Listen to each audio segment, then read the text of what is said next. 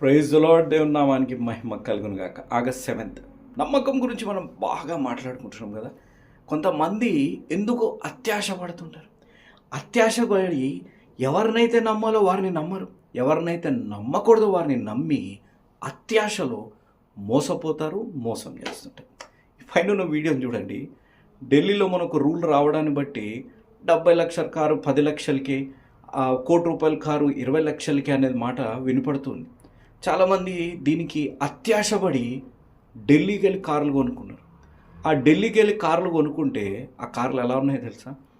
యాక్సిడెంట్లు చేసేసి వాటికి వైట్ సిమెంట్ వేసి, ఫాల్ సీలింగ్ వేస్తామే, ఆ వైట్ సిమెంట్ వేసేసి దాన్ని అంతా ముస్తాబు చేసి 10 లక్షలు తీసేసుకున్నారు. అది 1,00,000 కూడా విలువ చేసే కారు కాదు, కానీ 10 లక్షలకు అమ్మేసి ఇక్కడికి వచ్చి దాన్ని చెక్కుతుంటే వైట్ సిమెంట్ అంతా పడిపోతుంది. ఈరోజు నేను చెప్పే మాట, మీరు ఎవరినైనా నమ్మిన వారిని మోసం చేశారా? లేకపోతే మీరు మోసపోయారా? అత్యాశపడి గమనించండి. ఆశ ఉండాలి, ఆశ ఉండడం మంచిది. అత్యాశ మీ జీవితాన్ని నాశనం చేస్తుంది. ఈ విధంగానే మీరు మోసపోతారు. మీరెవరినైనా మోసం చేస్తుంటే క్షమాపణ అడగండి. దేవుడు మిమ్మల్ని క్షమించి దీవించి మీ జీవితాల్లో అత్యాశ తొలగించి ఆశపడి ప్రార్థన చేయండి. ఆశ కలిగిన ప్రాణాన్ని దేవుడు తృప్తిపరిచి మిమ్మల్ని దీవించునుగాక. ఆమెన్.